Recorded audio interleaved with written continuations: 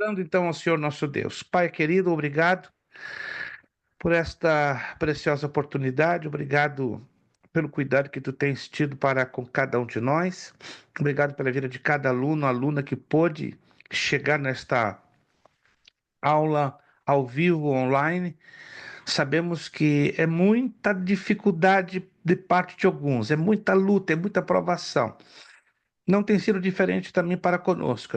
Nós temos sido provados durissimamente, mas graças te damos que tu tens nos sustentado, nos apoiado, nos amparado nos momentos mais apertados e difíceis. Muito obrigado.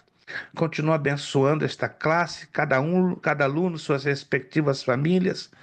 Fala às nossas mentes, aos nossos corações, abre o nosso entendimento para compreendermos com mais profundidade esta ciência que nos leva a interpretar corretamente a tua palavra. Muito obrigado. É a oração que nós te fazemos, agradecidos, entregando esta classe aos teus cuidados, em o nome de Jesus Cristo.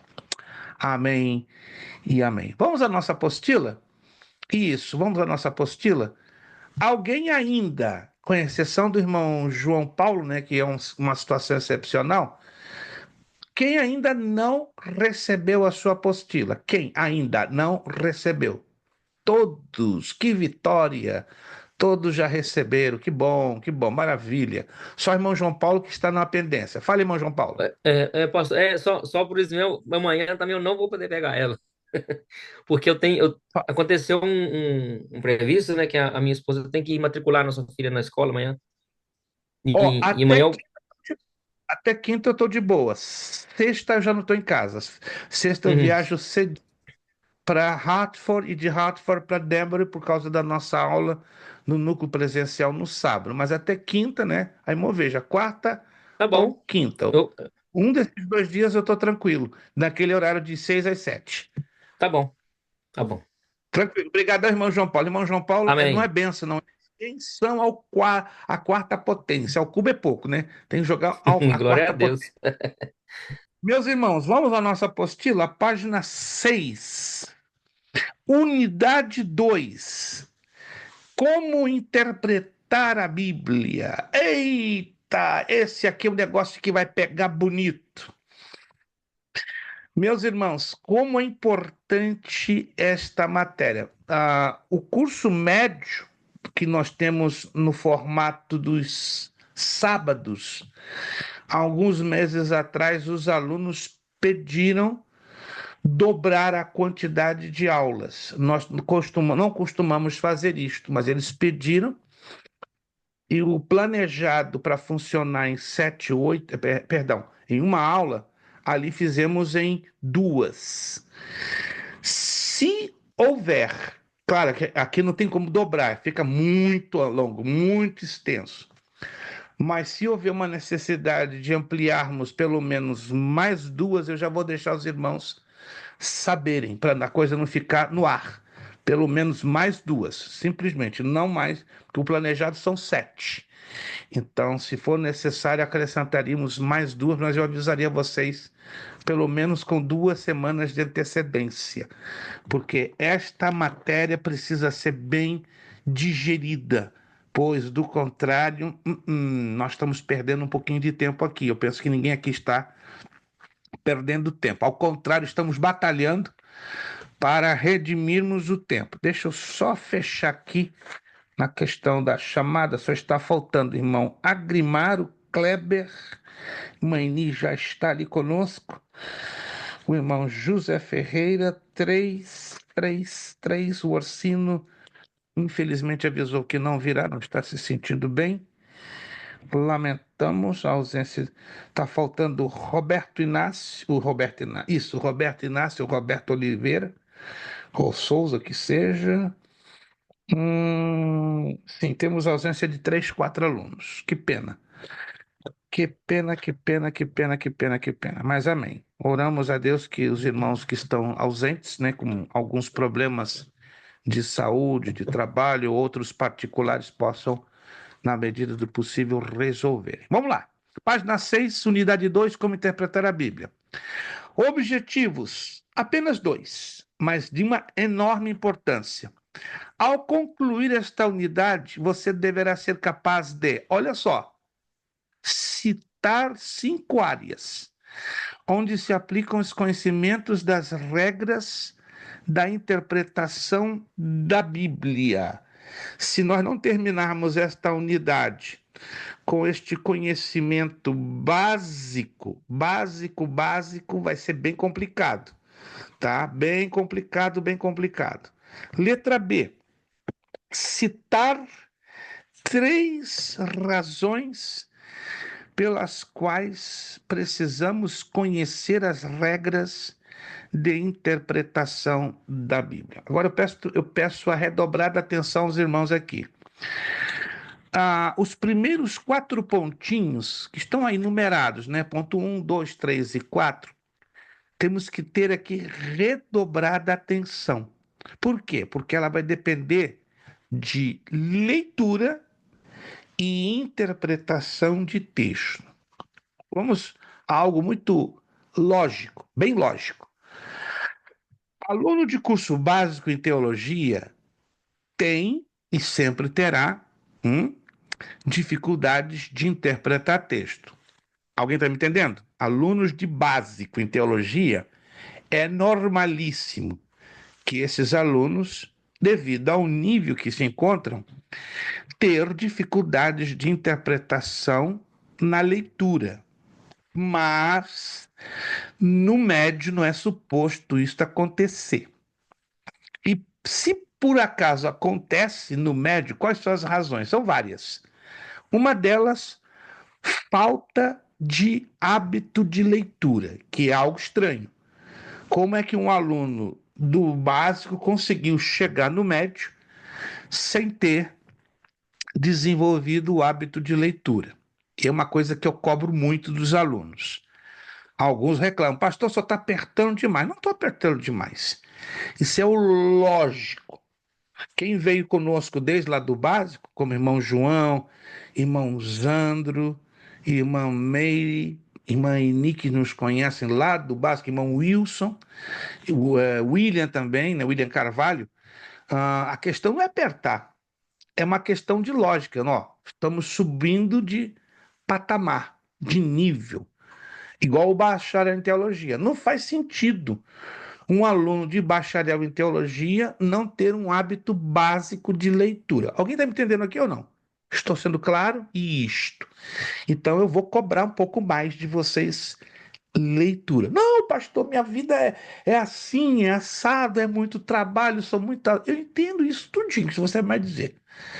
Mas estar aqui, eu quero acreditar o seguinte: há 2 coisas. Se eu não falei aqui nesta classe, eu vou falar, ou se já falei, eu repito. Preço e valor. Há uma diferença entre preço e valor? Tem. Preço. Permitam-nos dar um exemplo. $100 é a mensalidade. $100. Mas valor é outra coisa. Valor envolve sacrifício. Mas eu também me sacrifício no preço. Mas o valor do sacrifício é maior. Estar aqui, quero acreditar que para a maioria é um sacrifício e um privilégio. Irmão Zandro. O pastor citou com relação à mensalidade. A mensalidade de $100 é um preço, mas o que nós aprendemos não tem preço, é o valor que nós recebemos em cima de um preço investido. Mas nem todo aluno, quero acreditar que a maioria vê assim, como o irmão e a maioria, mas nem todos veem assim. Eles veem só o preço, mas não conseguem ver o valor. O aluno que não vê valor, não vê sacrifício. E quando não vê sacrifício, para ele tanto faz ou tanto fez. Porque eu estou batendo muito nessa tecla, que nós estamos tendo algumas dificuldades com alunos que não estão vivendo ou compreendendo É porque essas, não essas... entenderam que o valor do conhecimento não tem preço, pastor. Exato, exato, mas eles não. Pelo fato que não estão entendendo, sabe, é que é um sintoma? Não tem isto aqui, ó, como prioridade. Eu tenho 15 prioridades. Glória a Deus, você é um privilegiado por ter 15 prioridades. Eu tenho 4 e batalho desesperadamente para cumprir uma a uma. A psicologia diz que um ser humano dá conta bem de 3 prioridades ao mesmo tempo. Quando ele começa da quarta para frente, ele começa a ter problemas. Então eu estou em problemas, que eu já tenho 4. Temos alunos que têm 9. Aí eu começo a coçar a cabeça. Rapaz, você tem 9? Como é que dá conta das 9? Tem uma irmã, não vou dizer de qual grupo, de qual classe, ela tem 14. Irmã, só tem 14 filhos? Como é que você consegue criar esses 14 filhos? Porque são 14 prioridades. Alguém está me entendendo, gente? Então nós temos que ter um cuidado muito grande com as prioridades, as quais, ó, nos abraçamos. É importante fazer aquilo que podemos. E eu acredito que você está aqui envolve um sacrifício, e alguém me corrija, que eu posso estar errado. Um sacrifício qual que até nem você podia, mas pelo valor que você está dando é que você está aqui se sacrificando. Estou sendo claro? Isso. Então, todo esse pequeno discurso é para você chegar ao seguinte ponto: vamos melhorar nossa leitura. Vamos gastar um pouquinho mais de tempo lendo, porque a leitura vai nos ajudar a interpretar corretamente aquilo que nós orientamos e apontamos dentro da apostila. Então vamos então lá ao ponto primeiro. Então você quer aprender como interpretar a Bíblia. Todos nós, irmãos, temos um desejo ardente, sincero e genuíno de queremos interpretar a Bíblia. É preciso que você queira realmente. Opa! Muitos estão estudando, mas não estão querendo realmente. Parece que estão aí de passatempo. Não é o caso aqui da maioria. É preciso que você sinta a necessidade de conhecer as regras e os princípios de interpretação da Bíblia. Aqui eu relato aqui um episódio que aconteceu comigo em 1977. Que é isso, pastor? Lá no tempo do Ronca. É disso aí. Lá no tempo do Ronca. Em 1977. Quase há 50 anos. Lembro-me como hoje, ó. Lembro-me de um fato ocorrido em uma classe de jovens na escola dominical. Tinha 19 anos de idade, em 1977. Onde eu era professor. Já era professor desde os meus 14 anos. Então, estou aqui falando de um fato que aconteceu quando eu tinha 19 anos. Durante a lição, um jovem inteligente se levanta e faz uma pergunta sobre certo texto bíblico. Preste atenção. Imagine você que eu tive que responder a pergunta sinceramente. Não sei. Porque o professor em sala de aula, irmãos, entenda isso, ele não é obrigado a ter todas as respostas ou saber todas as respostas. Não existe. Se você conhecer um professor que sabe todas as respostas, ó, faça isso aqui 10 vezes para ele. 10 vezes. Rapaz, você é bom no planeta. E eu tô fora dessa lista. Quando eu realmente chego à conclusão, caramba, não sei, eu digo, não sei. Prefiro ser sincero. Vou pesquisar, vou investigar, vou trabalhar em cima dessa temática e não vou largar até eu ter uma resposta coerente, convincente e firme. Ok. A partir deste momento, senti a urgente necessidade de conhecer as regras e os princípios de interpretação na Bíblia. Então, eu comecei a estudar a fundo a hermenêutica bíblica quando eu tinha 19 anos de idade, pelo simples fato que eu era professor de uma classe de jovens, de 47 jovens. Pensa num grupo perguntão. Cada aula era um aperto. Eram 2 horas e 45 minutos de uma escola dominical afogueada. Mais afogueada que qualquer outra. Mas ó, imagina nos anos 70, o nível das perguntas dos jovens era lá nas nuvens, não menosprezando os de hoje, que parece que o nível caiu sensivelmente, porque o hábito de leitura também caiu sensivelmente. Agora passamos aqui ao ponto número 2. Pense agora em você. Tente lembrar-se de alguma experiência vivida na qual você precisou conhecer os elementos básicos para bem interpretar a Bíblia. Escreva em breves palavras a sua experiência nas linhas abaixo. Isso aqui é um exercício de reflexão. Ele não vai encostar de prova, nada do gênero. É só para você refletir. Alguém está me entendendo? É só para reflexão. Não, aqui não vai valer nota, aqui não vai constar na futura prova. Não, não, não. Eu vou orientar vocês quais são as partes da apostila, as páginas, né, porque eu não vou colocar todas as páginas que vocês vão ter que estudar, e aí eu vou apresentá-las em uma prova que vamos fazer, né, no último dia de aula, que ainda estamos calculando que será o dia 28 de abril, né? Hoje é 31 de março, então de hoje a 4 semanas fechamos ou estaríamos fechando esta matéria de hermenêutica 2. Então, aqui no ponto 2, você escreva em poucas palavras. Aí na próxima aula, eu vou estar aqui deixando em aberto 3 alunos que voluntariamente queiram compartilhar essa experiência baseado no que você vai escrever aqui em pouquíssimas palavras. Certo? Perfeito? Então aqui não é uma obrigatoriedade, mas é uma necessidade que você tente se lembrar de uma experiência, não é? E aí você coloca em poucas palavras com a sua forma de escrever. Aí eu faço a pergunta lá no ponto 3. Já escreveu? Pois bem, sua experiência deve se enquadrar com uma outra diferença entre as 5 abaixo. Por isso que eu sugiro que você escreva esse ponto 2 ao longo da semana, já que é um exercício de reflexão. Aí você vai ter tempo em refletir e tratar ou procurar encaixar dentro destas 5 situações que eu vou apresentar. Olha só, letra A. Talvez uma pergunta, sincera ou irônica, na escola dominical, acerca de um trecho bíblico, qual você teve de responder exatamente como eu. Não sei. Letra B. Ou um debate com seus colegas de aula, seja no colégio, na universidade, ou mesmo no seminário, acerca da Bíblia, como frequentemente ocorre. Letra C.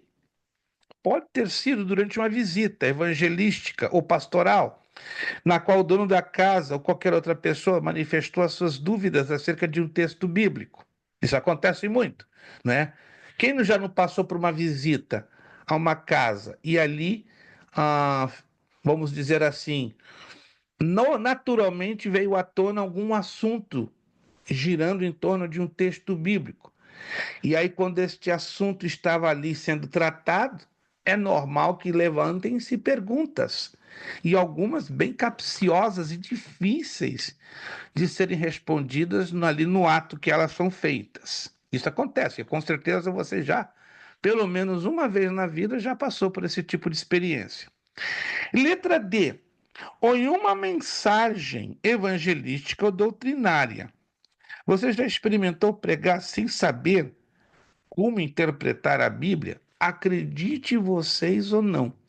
Tem pregador peitudo, ou seja, atrevido, que prega textos que ele mal entende ou nada entende. Mas tá ali, dando uma de doido, e aí ele cai num problema e gera um problema para quem ouve, né? É o costume dizer na linguagem popular no Rio de Janeiro, o camarada escorrega na maionese e leva todo mundo a escorregar na maionese atrás dele. Aí dá um problema generalizado, né? Já esteve em um culto que você fez a seguinte pergunta: Ei, o que ele quis dizer com isso? O que ele está pregando? Hã? Tá falando 40 minutos, mas qual é o fundamento? Qual é a lição que eu tiro desta mensagem? Quando as pessoas façam um teste, né? Preste atenção no que eu vou dizer, faça esse teste. A partir do próximo domingo na sua igreja, isso não é para criticar, é para observar. Ouça com atenção o pregador, pastor, quem seja, esteja tomando a responsabilidade da mensagem. Pode ser uma mensagem de domingo, pode ser uma mensagem de meio de semana, não importa.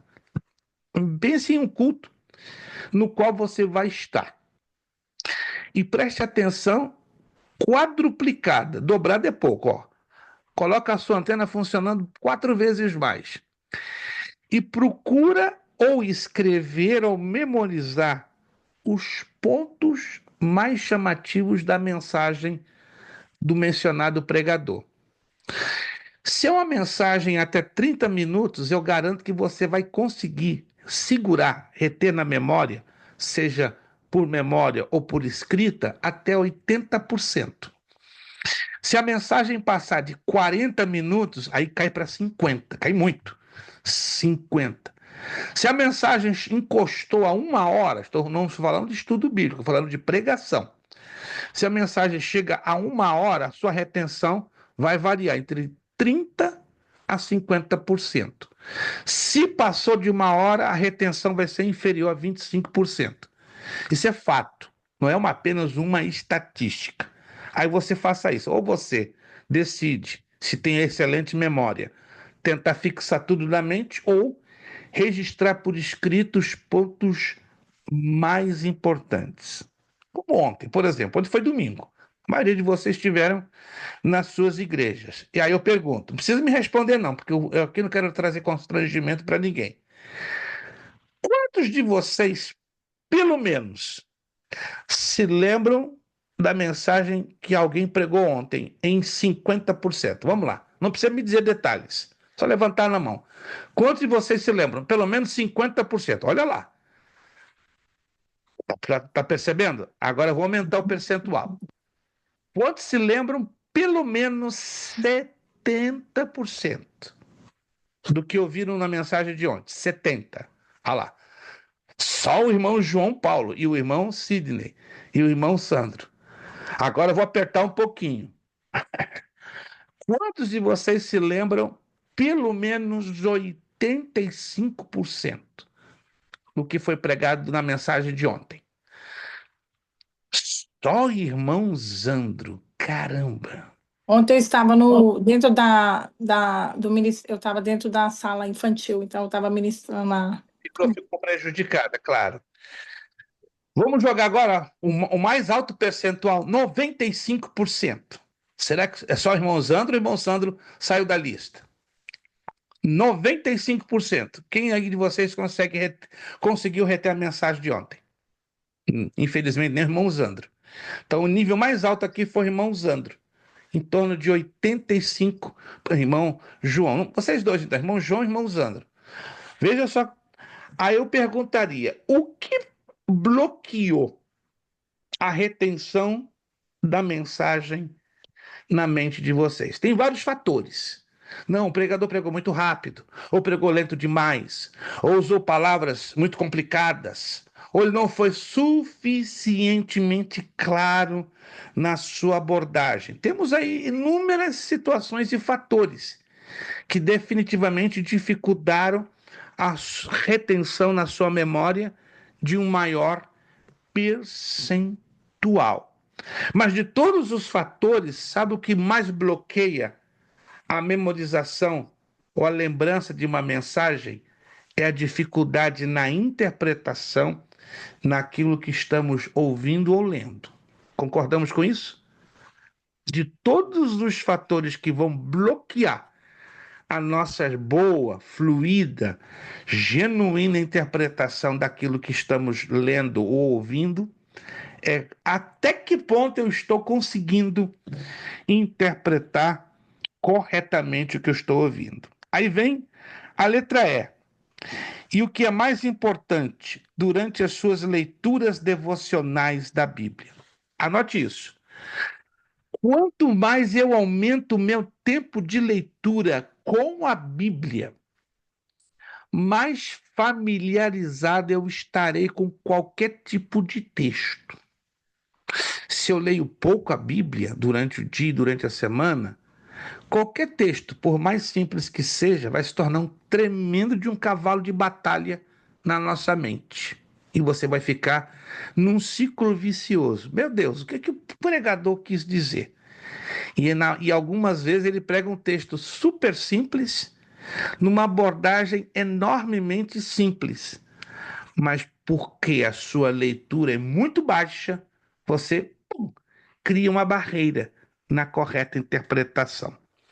Aí vem o ponto número 4. Estas são as 5 áreas importantes onde é necessário o conhecimento das regras de interpretação da Bíblia. Ei-las em resumo. Na verdade, existem 17, mas eu não vou estar aqui expondo as 17, que vai tomar um tempo brutal. Vou colocar 5 apenas. Tenha muita atenção, essas 5 aqui são de uma importância capital. Se você se afastar dessas 5, vai dar um grande problema, maior do que já está você tendo na interpretação da Bíblia e de ouvir algumas mensagens. Pregação. Eu sei que nos dias de hoje, pelo avanço da tecnologia, é muito normal ouvirmos mensagens no Instagram, no YouTube, em vídeos que nos são enviados. Isso é ruim? Não, não é ruim. O que é ruim é não termos critério, filtro. Alô? Tem gente que ouve todo tipo de mensagem e está engolindo todo tipo de comida. Mas nem todo tipo de mensagem, pregação, estudo é algo saudável. Oh! Então nós temos que aprender a ter o quê? Critério, filtro. Vou dizer um pouquinho mais, vai ser forte o que eu vou colocar aqui. Tem crente, tem cristão que é alimentado única e exclusivamente por redes sociais. Eu tenho todas as redes sociais? Tenho. Por que eu só tenho? Por força do meu trabalho, por força do ministério que Deus me tem confiado. Eu sou obrigado a estar em todas as redes sociais. E quando eu estou com um propósito: apresentar a Escritura tal qual ela é, não como eu acho. Mas se você prestar atenção hoje nas redes sociais, a grande maioria está apresentando a palavra da maneira que o camarada pensa. Eu acho, eu vejo assim. Irmãos, temos o direito de cada um de nós ter a nossa opinião própria, mas cuidado, em se tratando da pregação da palavra de Deus e do ensino da Bíblia Sagrada, evite dar sua opinião. Evite. A Bíblia não é para ser debatida, muito menos polemizada. A Bíblia é para ser crida, aceita e aprendida. Mas a nova geração, não é? Eu chamo a geração Nutella, não é? A geração de crentes Nutella, que é tudo empacotadinho no papel celofane ou no alumínio oil, né? Broil, que seja, tá? Que é tudo que é tudo mastigadinho. Que, irmãos, vamos ser maduros, espiritualmente falando, para termos filtro. Alguém está me entendendo aqui, gente? Alguém está me entendendo? Espero que o meu português não esteja tão elevado. Meu português é péssimo, mas eu me esforço para não ser tão erudito nas minhas palavras. Ao contrário, procuro ser o mais simples possível, porém com profundidade. Outra área que temos que ter muito cuidado para conhecermos as regras de interpretação da Bíblia é no evangelismo pessoal. Na hora de evangelizar pessoalmente alguém em particular, temos que selecionar o texto e a forma como apresentar esse texto, da maneira mais simples possível, a menos que você esteja falando com um advogado, com um médico, com um engenheiro, aí o nível está lá em cima. Aí você tem que se esforçar a falar no nível daquela pessoa, porque é a forma que você vai alcançá-la. Por isso que é difícil evangelizar esse tipo de pessoas. Ou você acha que é fácil evangelizar um médico, um engenheiro, um advogado, um arquiteto? Não é fácil. Tem gente que se arrisca e vai. E em alguns casos Deus até usa e abençoa. Por que não? É a palavra dele. Mas por regra, temos que aprender o seguinte: nem todos conseguem chegar na correta compreensão do que está sendo ensinado ou pregado ou ministrado. Agora, é bem mais fácil você pregar para uma criança, para um adolescente, para um idoso. Isso também se tratando na área do evangelismo pessoal. Trabalho pastoral. Outro detalhe, ó, seja doutrinado, seja exortado ou consolando. Aí está na responsabilidade dos pastores, dos presbíteros, né, quando são autorizados ou delegados a eles a autoridade para fazer esse trabalho.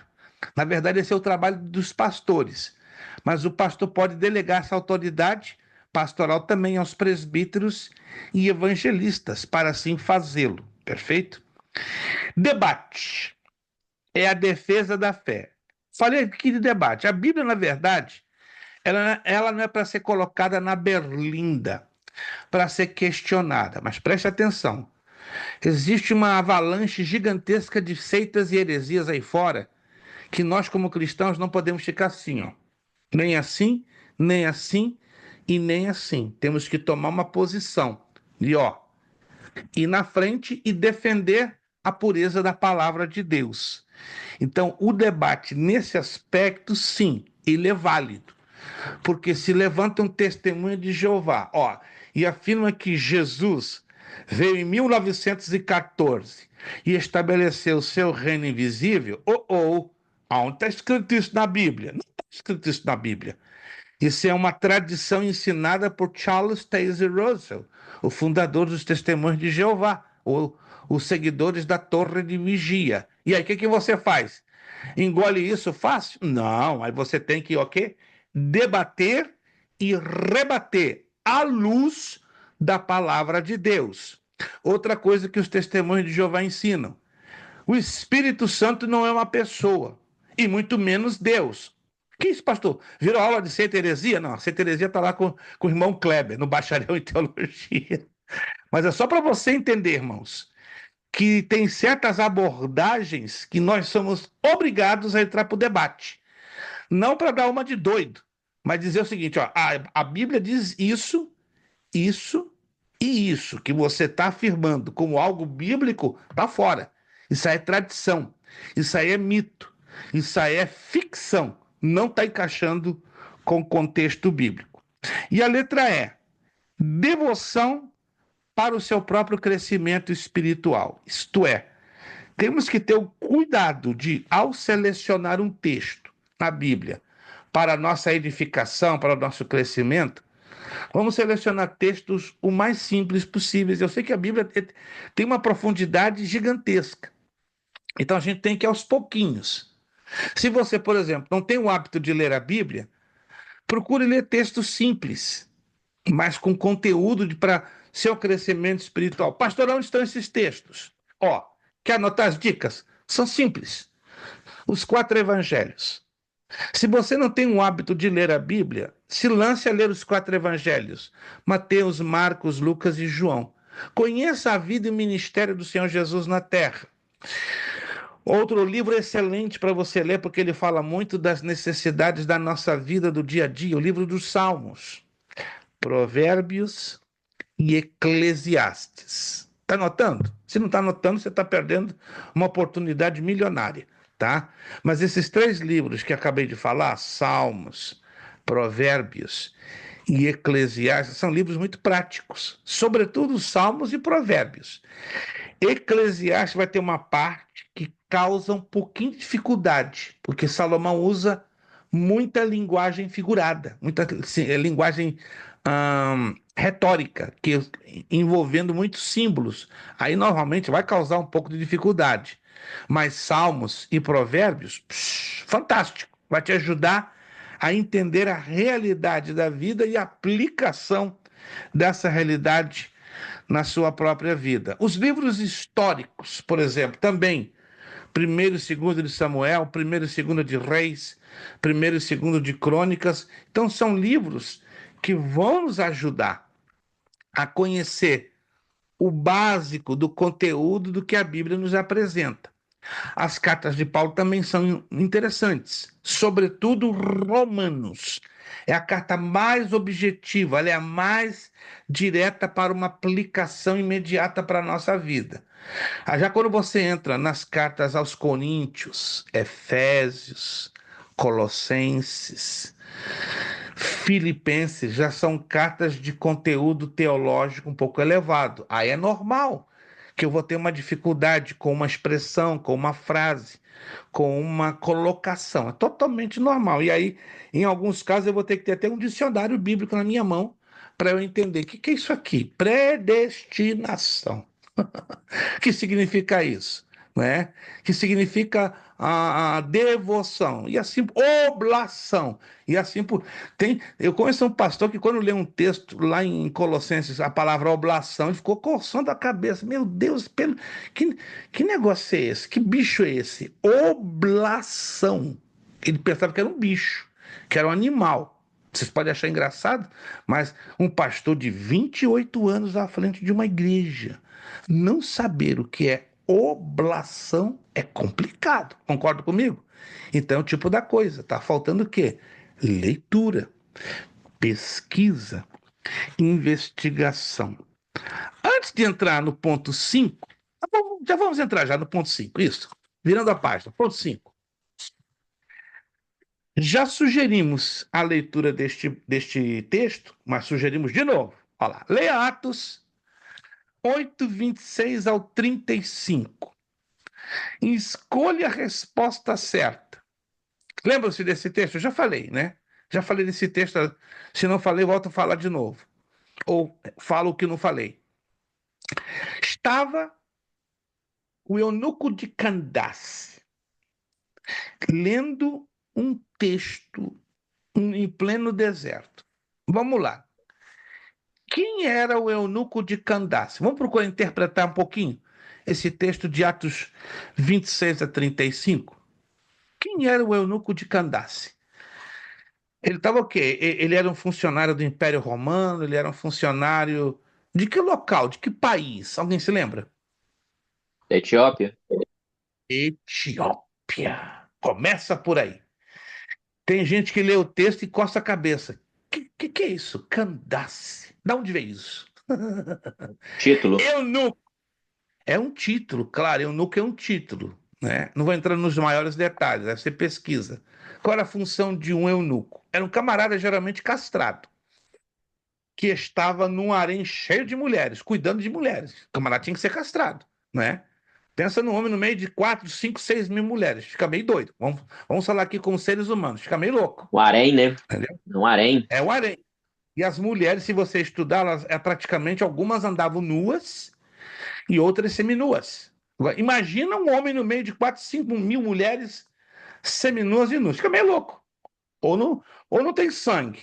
Claro que tem sangue, tem olhos, tem emoções. O libido vai a 200 graus Fahrenheit. Fica doido. E aí, o que que faz? Um homem desse tá no meio de tanta mulher. Ele tem que ser castrado. Pô, mas qual é o objetivo da castração? Eliminar o desejo sexual. Estamos falando aqui adultos, não estamos falando a crianças. Estamos aqui, somos adultos. Para eliminar o desejo sexual, para eliminar completamente o libido. Aí o camarada faz o seu trabalho. Aí ele pode cuidar, administrar, zelar pela integridade. Essa é a função do eunuco. Também era um funcionário preparado nas letras, na leitura dos textos oficiais do seu determinado reino, ao qual representava. E estava ali, então, o eunuco de Candace, numa carroça, numa carruagem, numa biga, o que seja, no transporte da época, lendo um texto. Que texto ele estava lendo? Alguém se lembra? Isaías. Profeta Isaías. Mas exatamente qual a parte que estava deixando aquele homem totalmente encucado? Ele estava nervoso. Estava lendo e parece que não estava entendendo nada. Qual era a parte? Alguém se lembra? Isaías 53. Sim. Gente, é só irmão Zandro que está aqui em sala de aula? Eu acho que não, né? Acho que está todo mundo aqui em sala de aula, pelo menos os que estou vendo aqui, né? Somos mais de 10. Por favor, não deixe o irmão Zandro sozinho, né? Eu sei que o irmão Zandro, por A e B dificuldades, às vezes ele não aparece. Aí quando ele aparece, ele só fica sozinho na sala de aula. Todo mundo aqui na tela deixa o homem isolado. Não faz isso não, meus irmãos. Se vocês amam o irmão Zandro, ó, participem, deixa ele falar, mas entra também, gente. Eu sei que alguns são tímidos, têm medo de errar. Gente, esse aqui é o lugar que você tem que errar. Se você pensa que isso aqui é lugar de todo mundo que está sabendo, está perdendo tempo. Aqui é o lugar que a gente tem que errar. E erra. É o melhor lugar do mundo para você errar é aqui. Alô? O melhor lugar do mundo para você errar quanto ao conhecimento bíblico é aqui, porque é aqui que vamos lhe ajudar. Na medida que você vai errando, a gente carinhosa e humildemente vai te ajudando a errar o menos possível. Ele estava lendo Isaías capítulo 53. O eunuco estava entendendo o que estava lendo? Não. Estava doidinho. Estava lendo ali sobre a ovelha levada no matadouro, que pelas suas pisaduras seríamos curados. Ele não estava entendendo absolutamente nada.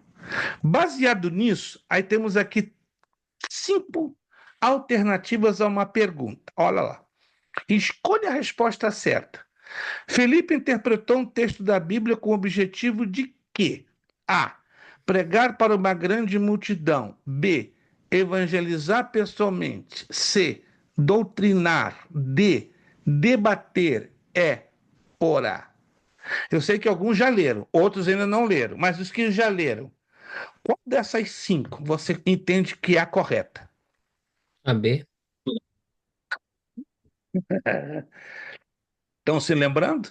O formato desses exercícios te ajuda a ver já as respostas na questão seguinte. Alguém já percebeu isso ou não? A questão que está depois, ela já te dá a resposta da questão anterior. Aí que eu exijo uma leitura maior, porque tem aluno que quebra, arrebenta, pastor, não consegui fazer nada. Você está lendo direitinho? Estou lendo. Tem certeza? Teve um aluno que não é daqui dessa classe, é de uma outra, também do médio, de uma outra que faz no formato presencial, usam o mesmo material. E o menino teimou comigo. Não, pastor, minha cabeça tá pegando fogo, eu não tô entendendo caramba nada. Caramba nada é nova, né? Caramba não, nada. Eu falei, lê de novo. Fiz ele ler 4 vezes em voz alta. 5 pontos. Vocês acreditam que ele não percebeu as respostas? Falta de atenção, falta de leitura.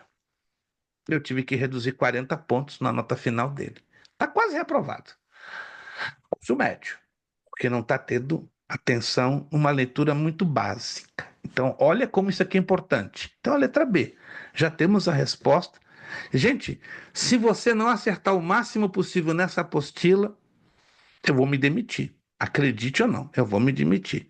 Vou fazer, ou vou chamar um outro professor que faça o trabalho muito melhor do que eu para atender a necessidade de vocês. Nós estamos falando de interpretar texto. Vou partir para o lado prático. Eu vou dar para vocês, ó, 7 textos. E, pastor, é o número da perfeição? Perfeito. Vou te dar 7 textos. Presta atenção. Pode ser na sua apostila, pode ser numa folha de papel em separado. São 7 textos super curtinhos. E vamos ver qual é a nossa capacidade direta de interpretar cada um deles. Vamos lá. São 7 textos que eu separei. Eu falei, não, segunda-feira agora, 31 de março, né, Revolução de 64, vou fazer uma revolução na cabeça daquele grupo do MED. Não, hoje, gente, hoje é 31 de março de 2005, né? Hoje é o aniversário da Revolução de 64 no Brasil. Então, homenagem à Revolução de 64 no Brasil, vou fazer uma revolução na cabecinha de vocês. Aí eu separei 7 textos, de propósito, curtos, mas você acredita? Mais de 60% quebra a cabeça e não consegue interpretá-los. E eu sei que vocês já passaram por todos eles, ou pelo menos sobre a maioria. Anote aí, Gênesis 22, 17 é o primeiro. Depois nós vamos ler um a um.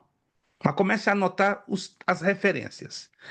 Gênesis capítulo 22, versículo 17.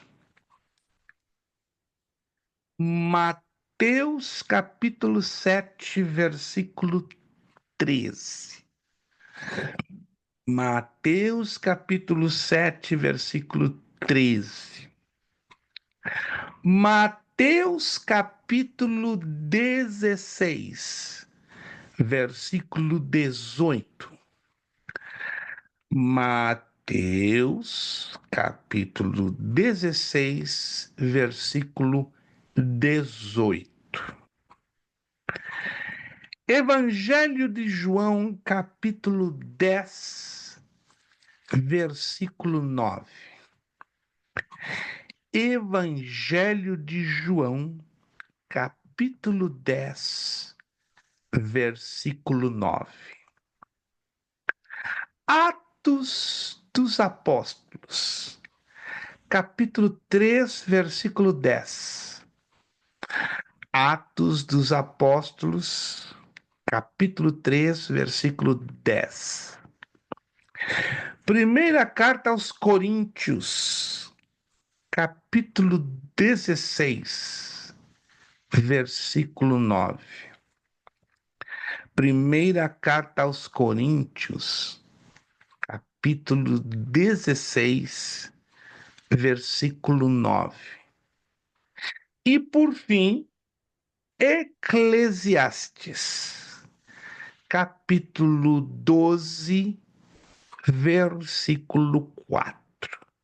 Eclesiastes, capítulo 12, versículo 4. Vou repetir os textos, aí por favor confiram se eles estão batendo direitinho e se são 7 textos ao total.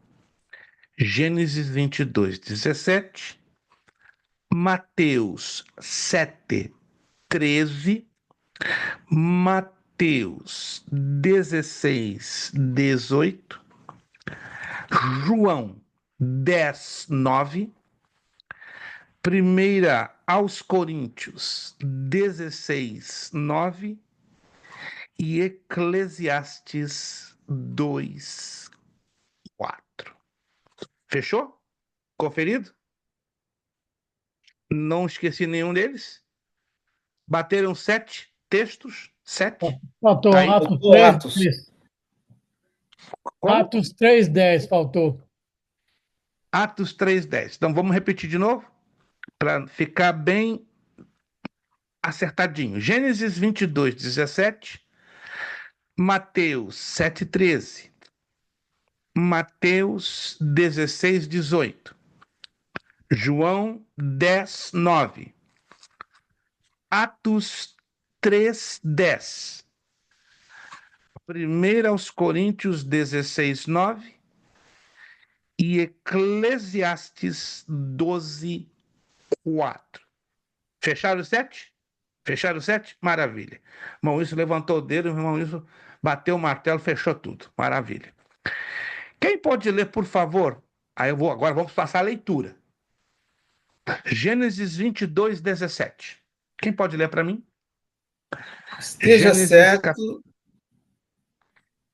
esteja certo de que eu o abençoarei e farei a sua descendência tão numerosa como as estrelas do céu e como a areia à beira-mar. A sua descendência conquistará as cidades dos seus inimigos.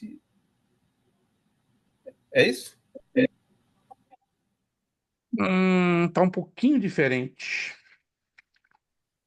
É que eu estou lendo a NVI.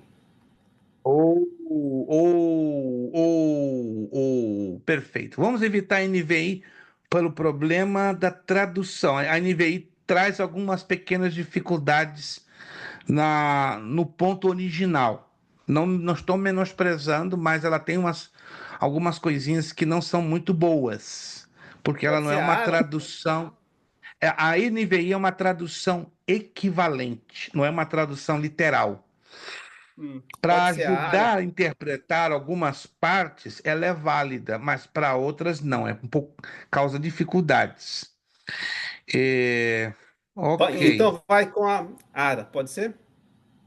Ara, lê Ara, por favor. E deveras te abençoarei, e certamente multiplicarei a tua descendência como as estrelas dos céus e como a areia na praia do mar. A tua descendência possuirá as cidades dos seus inimigos. Perfeito. Quem tem a ARC? Alguém pode ler para mim na ARC? Almeida Revista Corrigida, por favor. Tem uma pequena diferença. E deveras te abençoarei. Vai. Pode ir. Que deveras te abençoarei e grandiosamente multiplicarei a sua semente como as estrelas dos céus e como a areia que estás na praia do mar, e a tua semente te possuirá a portas dos teus inimigos. Ah, excelente. Vamos manter a leitura na Almeida Revista Corrigida, tá? Vamos criar um padrão, tá? Deixa eu só mudar aqui, porque eu estou usando também três traduções. Vamos então mudar o padrão. Vamos usar Almeida Revista Corrigida. Se você tem a ARA ou outras traduções, ok. Mas vamos trabalhar com um padrão para ficarmos na mesma página. Entende? Então, Almeida Revista Corrigida. ARC. Qualquer ARC. Ok, gente? Ah, pastor, eu não tenho. Aí talvez você terá uma pequena dificuldade, mas nós vamos chegar ao denominador comum desse exercício. Vamos a Mateus capítulo 7, versículo 13. Já fizemos a leitura então de Gênesis 22, 17. Tranquilo que a gente vai voltar ao ponto principal para a gente chegar a uma conclusão e vermos até que ponto estamos corretamente interpretando o que estamos lendo. Mateus 7,13. Quem pode ler, por favor?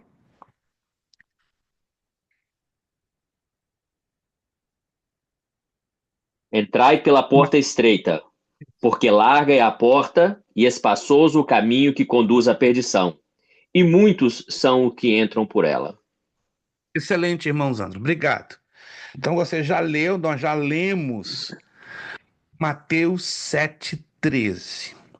Mateus 16,18. Alguém já tem na mão para ler? Por favor, Mateus 16,18.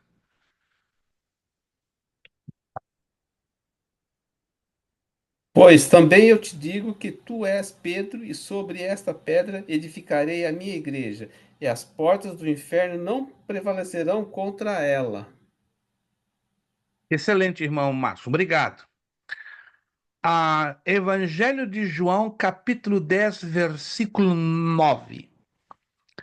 Evangelho de João, capítulo 10, versículo 9. Quem pode ler para nós, por favor? Eu sou a porta, se alguém entrar por mim, salvar-se-á, e entrará e sairá e achará pastagens. Perfeito. Obrigado, irmão Marcos. Atos 3, 10. Atos dos Apóstolos, capítulo 3, versículo 10. Quem pode ler, por favor? E conheciam-no, pois era ele o que se assentava a pedir esmola à porta formosa do templo, e ficaram cheios de pasmo e assombro pelo que lhe acontecera. Gente, vocês estão tirando a saliva do irmão Marcos. Ó, e já está sem saliva, já leu 3 textos, a saliva dele já está indo embora. Então alguém ajuda aí, irmão Marcos, ao invés de deixar ele ficar dessalivado, ó, você que está com boa saliva aí, ajude na leitura. Primeira carta aos Coríntios 16, 9. Porque uma Aí, porta grande e eficaz se me abriu, e há muitos adversários. perfeito. Irmão Sidney, carinhosamente deixa eu lhe dar uma sugestão. E é quase uma obrigação. Não apenas use a King James. Deixa eu deixar uma dica para o irmão, talvez o irmão não conheça esse detalhe. Duas traduções da Bíblia em português causam problemas com o texto original. E acredite o irmão, não estou dizendo que a King James é uma má Bíblia, entenda bem, ela é uma excelente. Mas a excelência da King James não está na tradução, mas nos comentários. Os comentários são maravilhosos. Eu tenho ela em inglês. A Bíblia King James em estudo, os comentários são quase iguaizinhos em português. Agora, o texto deixa bastante a desejar, igualzinho a NVI. A NVI também tem o mesmo problema. né? O problema não está na Bíblia de estudo. Irmãos, entendam isso aqui. O problema está no texto. Então, procure, irmão Sidney, ter também a ARC. As notas, os comentários, os estudos da King James, ó, fantástico, fantástico. Mas por alguma razão que até hoje eu não entendo, inclusive alguns anos atrás eu escrevi aos editores, né? Porque eu trabalhei na Casa Publicadora das Assembleias de Deus no Rio de Janeiro nos anos 90 por mais de 3 anos, e eu trabalhei na área de editoração, publicação e tradução dos textos originais da Bíblia. É, eu sou pequenininho, gente, mas eu sou hermeneuta. Estou envolvido com a hermenêutica bíblica já há 28 anos. Se em 28 anos eu não aprendi 1%, era de chutar o balde. Mas eu sei que 1% eu aprendi em 28 anos estudando a fundo a hermenêutica. E eu lamentei, não foi uma crítica, só fiz essa observação. Irmãos, eu lamentei que a Bíblia King James, excelente qualidade de comentários e estudos, mas o texto bastante pobre, ok? É só uma dica para o irmão. Não estou dizendo para o irmão mandar embora a sua Bíblia King James, mantenha, mas tem uma outra tradução paralela, que Não, seria. sim, eu já notei muita coisa nela, eu até anoto e Então, o de irmão já rodapé, observou, e coisas simples, por exemplo, quando fala sobre amor, ela usa hum, caridade. não é correto, não é Então, correto, porque então a eu coloco palavra ali amor. Eu é, notei, só que o que eu gosto muito nela justamente é os os comentários e comentários explicações, são excelentes, né, mas irmão? eu já senti a necessidade de adquirir outra. Isso. Não, mas eu repito, não estou dizendo para o irmão Não, descartá-la. não, com Use, certeza não. use como manual por causa dos comentários. Eu tenho duas King James, Sim. inclusive uma em espanhol e uma em inglês. Mas o texto eu deixo de lado. Aí eu uso um outro texto mais preciso nos originais, que é a ARA ou a ARC. Excelente, perfeito. 1 de Coríntios 16:9, alguém já leu? 1 de Já, 16:9. já li, só Eclesiastes falta. 12:4. Eclesiastes 12:4. Vamos lá. Eclesiastes 12:4.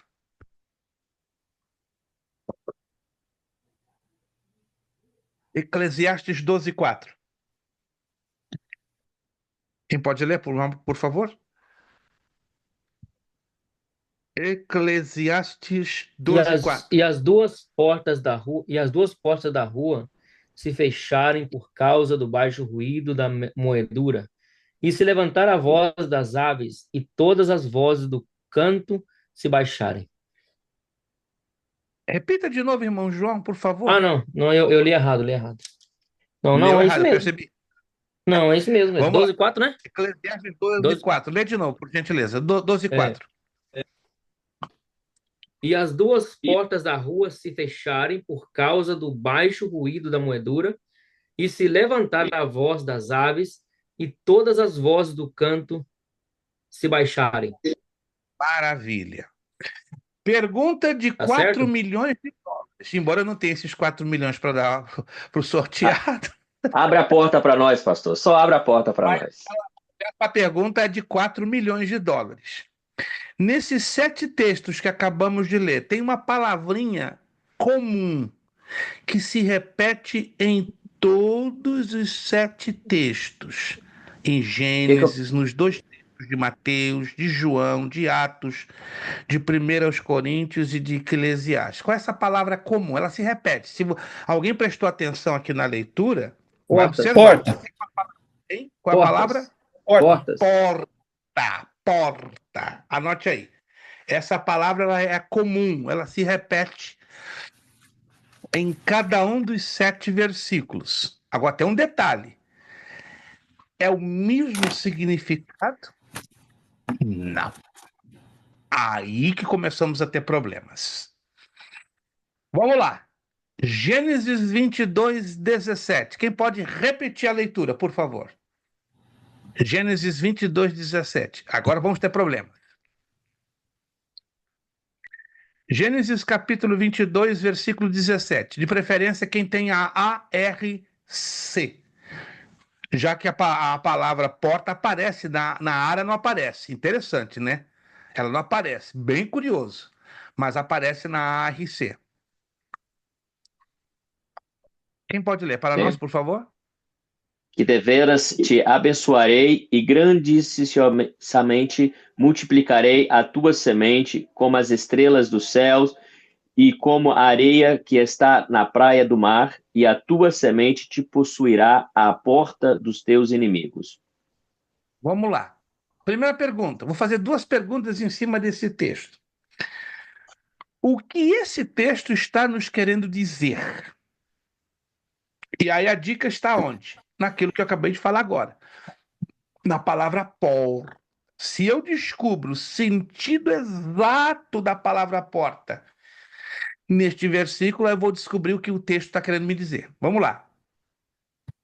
Aí, sem consultar comentários de Bíblia de estudo, porque, em geral, alguns comentários. Eu tenho aqui atrás de mim, vocês estão vendo, né? Eu tenho aqui uma biblioteca. Não vou mostrar toda ela, que vai ficar um pouco incômodo, mas eu tenho mais de 18 mil livros. E eu tenho 4.837 Bíblias de estudo em 9 idiomas. Uso muito, mas procuro ter tudo aqui na memória, na medida do possível, e procuro usar as regras da hermenêutica.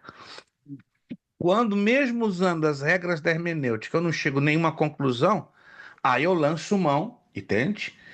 Dos comentários dessas mais de 4.800 Bíblias de estudo que eu tenho. Mas é automático, a maioria lança a mão direto.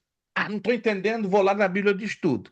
É errado? Não, porque não aprendeu a conhecer as regras da hermenêutica. Agora, no momento que você conhece, aí é uma desonestidade a sua consciência. Mas se você não conhece, tudo bem, aí é válido você lançar a mão. Mas vamos lá.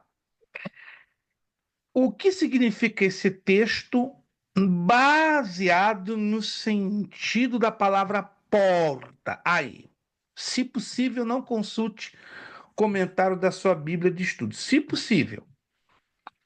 Se eu chegar à conclusão que ninguém está chegando a uma resposta, aí vou liberar você usar a sua Bíblia de estudo para buscar o significado exato.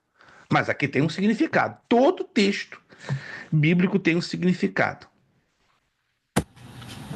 Seria as nações inimigas de Israel, pastor? Está esquentando. Olha só, irmão. Está esquentando. Está ligado com nações inimigas. Perfeito. Mas é um pouquinho mais. É um pouquinho mais. Excelente. O irmão Zandro aí lançou a rede e pescou 60% da resposta. Falta 40%. As nações pagãs? Estamos chovendo no molhado. Inimigos, nações pagãs. Mas aqui a palavra porta, ela é a chave que vai nos ajudar a interpretar o texto de forma correta. Mas o irmão já avançou 60%. Ninguém quer se arriscar, mesmo que vá errar? Pastor, é, eu uso aqui aquela. É uma aplicação que eu tenho aqui que fala de. Eu não sei falar o nome de hebraico a porta, não. Não sei se é Shahar, algo assim. Posso Shahar, mostrar aqui? Shahar, Shahar. Shahar. Essa aqui, ó. É. Cadê? O irmão é Tá, cadê? felizardo, né? É perfeito. Isso, Shahar, melhor. Ei, irmão, vou dar 25 É, pontinhos só por causa disso. Pronto. Só por causa disso, é, deixa eu matar aqui. Irmão João já vai levar 25 pontinhos para a cama. ela tem vários significados, né? Essa porta aí. Mas Primeiro fala de porta. O irmão chegar no significado exato. Vai de porta de entrada, porta referindo-se ao espaço interno, a porta, isso é o mercado, ou marketplace, lugar de reuniões públicas, cidade, aldeia, e eu creio que aí está falando de templo, porque aqui fala porta de Incrível. palácio, castelo real. É um aplicativo. Eu já ouvi falar desse seu aplicativo, mas ele não é ainda de todo muito completo. Que tem Não, aplicativos não. que trazem uma lista enorme das palavras em hebraico e em grego. Mas já vou adiantar aqui. Aqui o significado, escutem, da palavra porta, você descobre pela palavra original, que é o que o irmão João lançou mão, legítimo, né? Nada de errado nisso, ok? Mas quando você lê o contexto, o que que é o contexto? Os versículos que estão antes, presta atenção nisso aqui, ó. Isso aqui é um macete, é um recurso. O aluno não é obrigado a saber hebraico, aramaico ou grego para entender o significado, mas quando ele não tem esse recurso básico, como o irmão João lançou mão, o outro recurso é você ler antes e depois. Os versículos que estão antes, geralmente 3 versículos antes, 3 versículos depois. Aí você mata a charada. Isso chama-se contexto referencial. Aí, pelo contexto referencial, você já descobre o que o texto está querendo dizer. E o texto aqui diz o que, sabe o quê? O poder dos inimigos. O quê? Então, aqui a palavra porta significa poder. Anote aí em algum lugar. Poder. Aí você, quando lê no contexto, 3 versículos antes, 3 versículos depois, vai trazer a ideia de quê? De dominação, de territorialidade, domínio de território, poder, conquista. Procura lançar mão desse recurso. Se você não tem a ideia da palavra original, que 80, 90% dos estudantes e leitores da Bíblia não tem, porque não estão acostumados a usar uma concordância bíblica e muito menos um dicionário hebraico-português, ou aramaico-português, ou grego-português. É normal, super normal, porque dos anos 90 para cá, as igrejas deixaram isso de lado. Aí me dá a impressão que eu estou bem velho na situação, né? Final dos anos 70, 70 e 80, irmãos, você pode não acreditar. As escolas dominicais ensinavam isso com uma propriedade doida. Eu tenho mais de 7.500 revistas de EBD dos anos 60, 70 e 80. Eu tenho 11 caixas de 27 polegadas lotadas. Imagina a prova que eu tenho quando eu faço mudança. E as revistas das décadas de 60, 70 e 80 ensinavam isso nas escolas bíblicas. Era muito normal. Hoje não é normal. Acabou isso. Hoje é ensinado em seminários, geralmente no médio e no bacharel em teologia. E não são todos os seminários. Tem esse outro problema. Nem todos os seminários de teologia se dão o trabalho de ensinar isto. Isso é uma matéria que se estuda até o doutorado de teologia, para você ver como ela é importante. Ela acompanha a nossa vida de leitura bíblica a vida inteira. A vida inteira. Eu já leio a Bíblia há mais de 50 anos. Se você vai perguntar que eu tenho ela na minha memória toda, não tenho. Se eu tenho 4% dela, é muito. Em mais de 50 anos que eu estou lendo a Bíblia, se eu tenho 4% da Bíblia na minha mente, é muito, irmão. Sou muito sincero, não vou mentir a vocês, 4%. E me esforço para aumentar cada ano pelo menos 1%. Mas vamos lá. Mateus 7,13. Quem pode ler para mim? Mateus 7,13. Nós vamos repetir esses exercícios na medida que a gente vai lendo a apostila, assim, direto. Direto. Aí você vai chegar à conclusão. Papai do céu, acho que eu não conheço nada da Bíblia. E eu? 4% até hoje. Não estou querendo deixar ninguém se sentir mal, mas essa é a minha realidade. 4%. Mateus 7,13. Quem pode ler, por favor?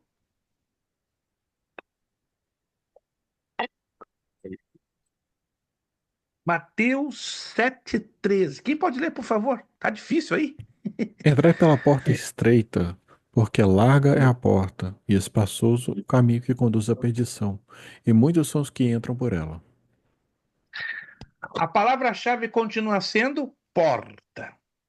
Se a palavra-chave é a que ainda é a mesma, porta, qual a correta interpretação que damos este versículo?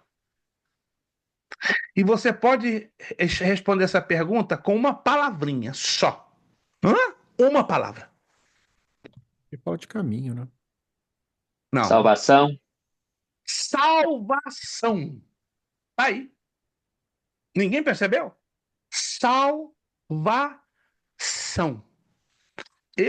Isso que este texto está nos ensinando. Que a salvação é um negócio apertado. Salvação, de fato, é um negócio difícil. Salvação é um negócio, ó, para você suar a camiseta, se não toda a roupa. Salvação, meu Deus! Muita gente pensa é facinho. Salvo uma vez, salvo para sempre. Cuidado, isso aí é uma mentira diabólica pesada. Pesadíssima. Mas isso é ensinado nas igrejas, seres irmãos. Não tem fundamento bíblico. Isso é falta de uma hermenêutica bíblica bem entrosada. Então anote aí. Aí a palavra porta, ligada com a palavra estreita, Sim. fala de salvação. Salvação. Listo. Pastor, Fechado. Sim. aí tem duas portas, né? Tem porta da salvação e da Exato. perdição, né? Isso, Tem da isso. perdição Mas também. uma é salvação e outra é Sim. perdição. Uhum. Mas aqui nós estamos focados na questão da porta estreita. Uhum. A estreita é a salvação, a larga, a ampla é a perdição. Anotaram? Se você tem dificuldade em memorizar, anote. Isso aí é importante demais. Porque como é que você vai interpretar aquilo que não entende? Mateus 16, 18. Olha outro problema. Aqui é um problemão. E os pregadores ensinam esse problemão, ó, à torta e à direita. Você vai se escandalizar agora comigo. Mateus 16, 18. Quem pode ler? Já lemos, mas é para ficar mais fresco na nossa mente. Pois também eu te digo que tu és Pedro, e sobre esta pedra edificarei a minha igreja, e as portas do inferno não prevalecerão contra ela. Excelente. Irmão Sidney faz uma observação, né? Que aí está falando que deste texto vieram os papas. Problema grave na interpretação do texto. Mas aí a palavra que Não, teríamos pastor, que não, focar pastor, isso aí é o que os católicos falam, é não que estou os afirmando. católicos. Não, se o irmão está interpretando a minha abordagem, Ah, esse ok. texto ele é muito usado de forma Isso, distorcida pelos católicos, porque daí isso, creem eles que daí veio a ideia do papado. isso. Mas a ideia do papado ela não reside na palavra porta, ela reside na palavra igreja e na palavra de Pedro. Então o problema está aí, ó. Pedro, pedra, igreja. A gente vai falar um pouquinho disso na próxima aula. Pedro, pedra e igreja. Prestou atenção? Nesse texto temos três palavras-chave: Pedro, pedra e igreja. A falta de uma interpretação correta, os católicos pegam Pedro, pedra e igreja, colocam num pacote, faz assim, ó, igual aqueles bartenders de loja de bebida, joga e sai uma mistura doida. E essa mistura resultou o quê? No papado. Mas isso é errado. É uma hermenêutica distorcida. Mas a chave aqui é porta. As portas do inferno não prevalecerão contra a minha igreja. Qual o significado aí? O que Jesus está querendo dizer?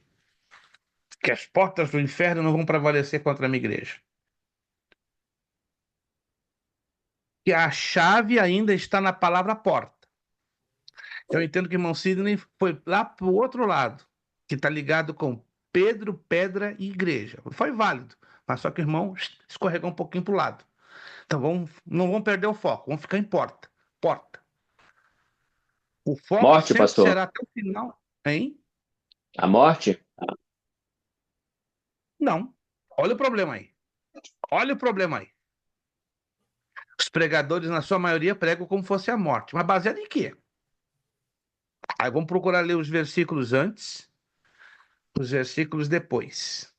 3 versículos antes, usa isso, ó, como regra. 3 versículos antes, 3 versículos depois. Se for necessário, vai lá no original, no grego, koiné. Ó, vou dar uma dica. Tem 3 palavras no Novo Testamento que Almeida traduz por inferno. No grego koiné são 3 palavras totalmente diferentes. Alguém sabia disso? No Novo Testamento tem 3 palavras que trazem 3 tipos de significados de inferno. Ou seja, 3 tipos de inferno. Que isso, pastor? Um já é o suficiente, a Bíblia fala de três? Três. Sim, senhor. Alguém sabia Sheol, disso? Sheol, É um Hades deles. e Sepultura? Não, agora o irmão conseguiu colocar tudo num pacote. E aí bolou. Em parte está correto, mas só que o irmão conseguiu fazer uma mistura She- interessante. Que não é, Sheol, não é normal. Sheol e Hades, sim, né? Aí sim, porque um é hebraico e outro é grego.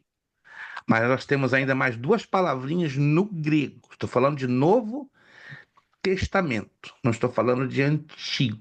Sheol, sim, é antigo, hebraico. Mas vamos separar Hades. Aí temos mais duas palavras, só para vocês saberem, tá? Tártaro e Geena. Os três tipos de inferno. O Hades, que é o mesmo no Sheol, no hebraico, que é traduzido como sepultura. A tradução livre é sepultura. A tradução livre no grego, Hades, mundo dos mortos. Aí temos o Tártaro, que é o profundo do abismo, aonde está um grupo de anjos caídos que participaram da revolta com Lúcifer lá atrás, bem antes da criação de Adão e Eva, envolvendo a primeira terra. Hum. Ô, E temos pastor, o Gênesis. só uma perguntinha rápida, desculpa. Esse profundo do abismo aí do Tártaro é os quatro anjos que tá lá no Apocalipse? Isso, eles Mas estão o lá. diabo tá lá junto? Agora não, o diabo está aqui, ó. Ó, ó. Ele vai Tá ficar nos ares. preso. Não, ele está nos ares. Alô? Ele está nos ares. Efésios 2:2 diz que ele é o príncipe e chefe das potestades do ar.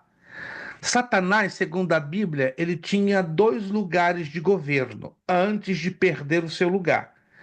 Ele era o governador do primeiro Éden, está lá em Ezequiel capítulo 28, a partir do versículo 13. Então, ele governava o planeta Terra e ele tinha um trono. Isaías 14 diz bem claro. Ele tinha um trono no primeiro Éden. Quando você pega Isaías 14:11 para frente, Ezequiel 28:13 para frente, você junta os dois textos e descobre perfeitamente Mas esse aonde estava Ezequiel Satanás. 28 não era sobre o rei Tito?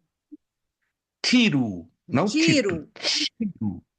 Mas aí é uma linguagem figurada. Aí temos que aprender a identificar a linguagem figurada, porque quando a senhora lê dois versículos abaixo, né, você está se referindo ao versículo 11, mas quando a senhora lê o versículo 13 e 14, tu, ó querubim Muda a ungido, o conversa, querubim da guarda.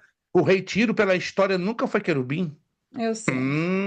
A Bíblia usa uma linguagem figurada. Esse é o problema nosso.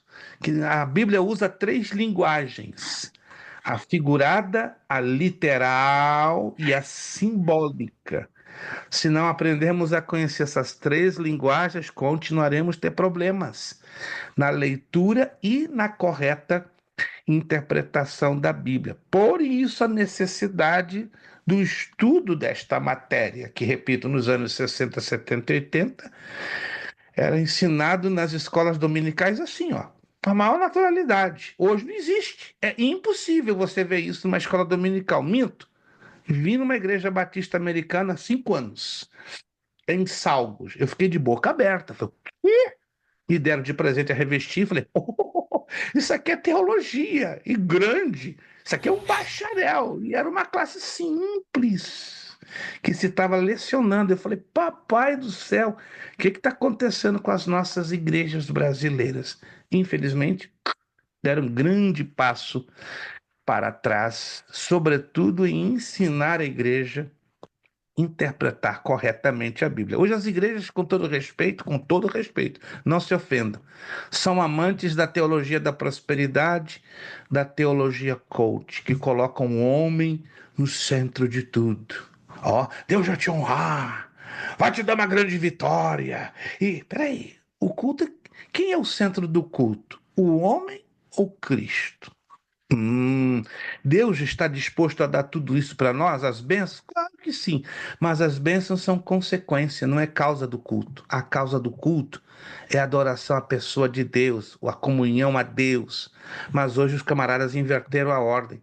Eles colocam o homem e as bênçãos como consequência. Aí o culto não é para Deus, O culto é para o homem, é um culto antropocêntrico. Tá difícil hoje a gente ver um culto cristocêntrico e bibliocêntrico. Vamos voltar lá rapidinho? Vou passar 5 minutos para a gente fechar essa parte aqui para ficar tudo bem colocadinho, tudo bem explicado. Aí está falando das portas de um inferno, que é o Hades. O Hades hoje é o lugar de tormentos, onde estão as almas de todos os ímpios, do Antigo Testamento e do Novo, que rejeitaram o Messias ou rejeitaram a pregação do Evangelho. Como a irmã Eni citou, o Tártaro é onde estão os anjos caídos, que participaram da revolta com Lúcifer lá no passado. Tá? Lúcifer perdeu o privilégio de estar servindo a ele na sua presença e, ao mesmo tempo, de governar o planeta. Está isso bem claro em Isaías 14 e em Ezequiel 28. E o Geena é o lago de fogo e enxofre, é o inferno definitivo, que na perspectiva de Deus já existe, mas na nossa humana ainda não existe. Porque Deus está na eternidade e nós não estamos na eternidade. Como Deus está na eternidade, ele enxerga os três, né? Ele enxerga o Hades, ele enxerga o Tártaro, ele enxerga o Geena. Mas nós não estamos na eternidade, nós estamos no tempo humano, no Cronos. Não consegue entender isso? Nós estamos no tempo humano. E pelo tempo humano só existem dois infernos, que é o lugar de tormentos, chamado Hades ou Sheol, e o Tártaro, que é onde está o abismo, e neste abismo estão os anjos caídos. Mas vamos lá. Pastor, como assim lugar de tormento? A senhora tem que ler com atenção, com atenção. Evangelho de Lucas, capítulo 16, do versículo 21 em diante. Se a senhora já leu esse texto, lê de novo. A parábola do rico e do Lázaro. Aí a senhora vai descobrir lá o lugar de tormento. E o lugar de tormento, nada mais, nada menos que é o Sheol ou o Hades. Mas aquilo não é simbólico? De jeito nenhum. É literal. Olha o problema, irmã. Temos que ter cuidado. O que eu estou lendo, a interpretação é Ele simbólica, usou Abraão, figurada ou literal? Temos que ter muito cuidado com isso. usou o próprio Abraão. Aí. E aí temos um símbolo, uma figura e uma literalidade. Temos as três linguagens juntas. Mas Olha esse lugar de tormento, então, está muito parecido com o povo católico que fala que tem um purgatório. Ué. Opa! Aí eu vou corrigir a senhora. O purgatório é o lugar onde as almas ficam estacionadas. Temporariamente. Aí elas pagam penitência temporária. Depois que elas pagaram a sua penitência temporária, elas são remetidas para o céu. E se a senhora lê com atenção, repito, leia com atenção, Lucas 16, do 21 adiante, este lugar não é lugar de penitência e nem é lugar temporário, é lugar definitivo. É um estado final, que ele vai mudar lá no futuro. E consciente. Não, peraí, nós não está na mesma página, só um minutinho. Esse Hades, que é a sepultura que o senhor falou, onde estão as almas, que é o lugar de tormento. As pessoas não estão lá, né? Os ímpios já estão lá, quem morre sem Cristo. Estão lá. Todo ímpio que morre vai para lá. Estão lá, conscientes, já sabem da sua condenação. Só estão aguardando, sabe o que? A ressurreição em corpos semelhantes ao que temos hoje, no trono branco, para serem enviadas ao lago de fogo e enxofre, que é o Geena. Aí serão... É pior do que o Hades. Bem pior, muito pior. Não, Deus, gente, que é isso? muito, sem palavras. Não, peraí, irmã, fica ligada, lê os textos. Muito pior, muito. É numa proporção giga. O que eles estão vivendo hoje é uma antessala, é 1% do que eles vão viver lá na frente. E pior, num corpo parecido com esse, que nunca vai se consumir por causa das chamas, mas vai sentir por toda a eternidade a dor de uma queimadura. Conseguem imaginar isso? Não tenta imaginar. Pastor, que isso não é para mim, senhora. Fale comigo, irmã Meire. Quando o senhor fala consciente, eles estão conscientes que estão lá.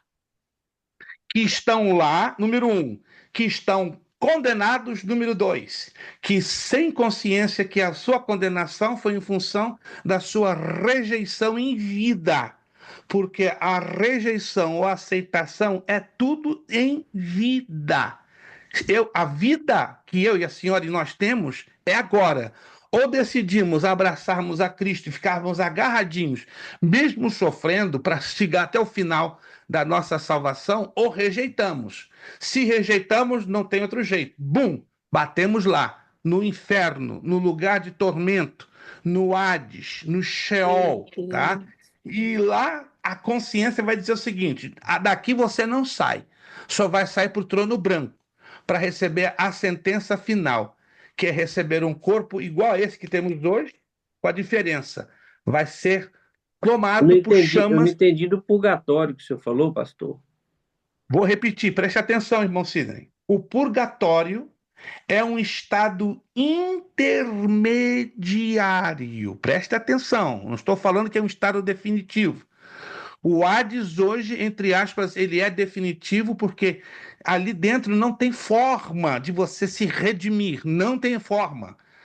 A Igreja Católica ensina que no purgatório é uma chance de você se paga missas aqui na terra, que você lá paga penitências. Está na doutrina. Se o irmão precisar, eu lhe mando um tratadinho da doutrina do purgatório para o irmão entender.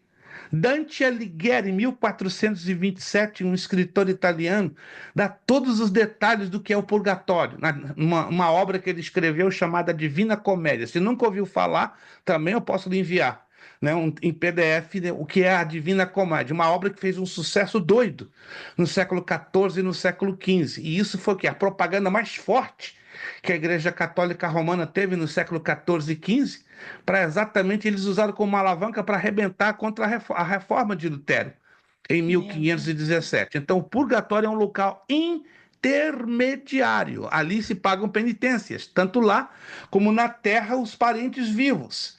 Não é que ele existe, né, pastor? É o ensino da Igreja Católica. Não é que ele existe. Mitologia baseada no mito babilônico persa. Outra coisa, se o irmão vai a fundo nos credos da mitologia babilônica e persa, vai descobrir o purgatório lá. Tudo nasceu com Semiramis, Nimrod e Tammuz. Não, irmão Sidney, o irmão tem ainda que andar um pouquinho para chegar na profundidade. Está ali, ó. Babilônia, Mistério Religioso. Esse livro é de arrebentar, tem em português. Daí então, a missa do sétimo dia. Isso, eu vou postar em PDF aqui no grupo, hoje, fica tranquilo. Salva esse livro, irmão Sidney. Começa a ler, pequenininho, Pastor Abraão de Almeida. Babilônia, ontem e hoje. O irmão vai ficar chocadíssimo. Esse livro não existe mais no mercado, ele foi descontinuado, mas está livre em PDF para quem quiser. Posso avançar mais 5 minutinhos, gente? Por favor, para fechar, senão a gente vai ficar perdido na poeira. 5 minutinhos, tá? 5 minutinhos. Então, o significado aqui de portas do inferno é o poder do mal. Oh! Pregador diz: o inferno não pode contra a igreja. É verdade. O poder do mal não pode contra a igreja. Mas você dizer que Satanás e os demônios não podem tocar a igreja é uma heresia. Por quê? Porque Deus permite Satanás e os demônios nos tocarem. Com uma finalidade qual? Didática. Quer um exemplo bíblico? Jó. E aí? Somos melhores do que Jó? Alguém pode me responder? Nós somos melhores do que Jó? Em nada. E quem era Jó? Ó, reto, justo, íntegro e que se afastava do mal. 4 qualidades, eu te garanto, são difíceis demais eu e você termos as 4 ao mesmo tempo. E Jó tinha. Tá em dúvida? Vamos ler lá Jó capítulo 1? Só para tirar dúvida, porque eu sei que pode levantar uma dúvida aqui e alguém dizer: não, pastor, o senhor está errado. Se eu estou errado, a Bíblia vai me corrigir agora. Jó capítulo 1, versículo 1. Havia um homem na terra de Uz, cujo nome era Jó. E este era homem sincero. Uma outra tradução diz íntegro.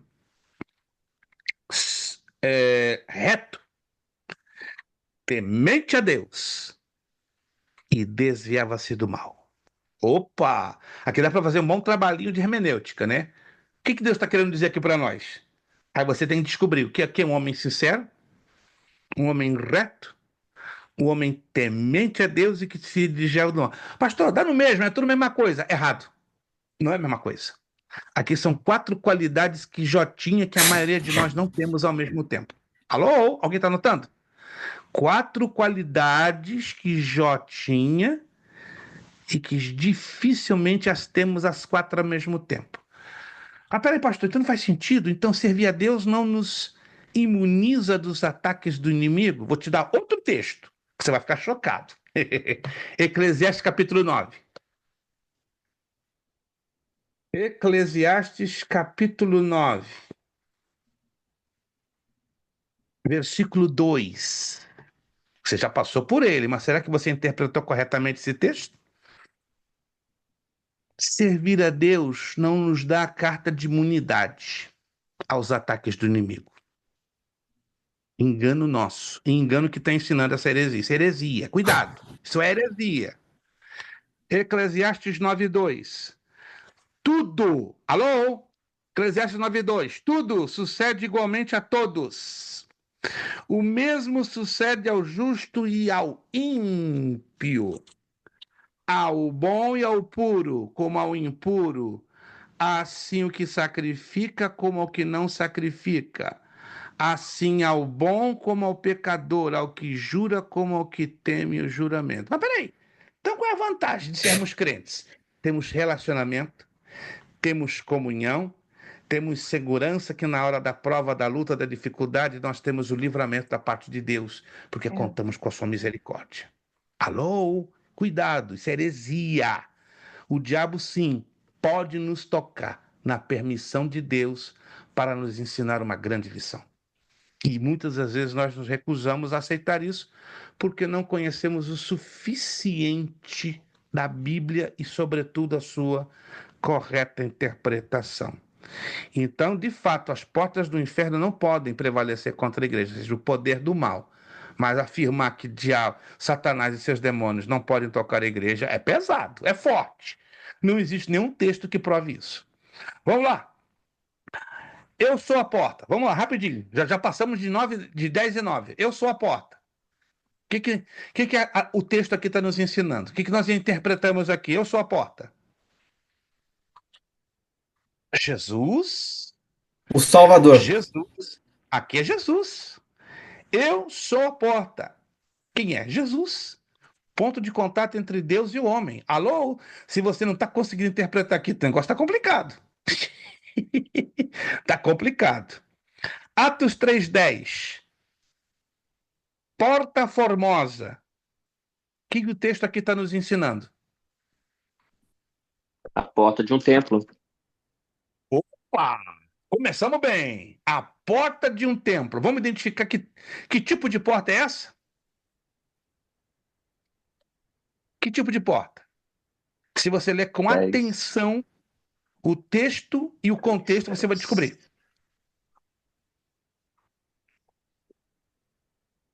Perfeito. Irmão Zandro parece estar fazendo uma excelente hermenêutica.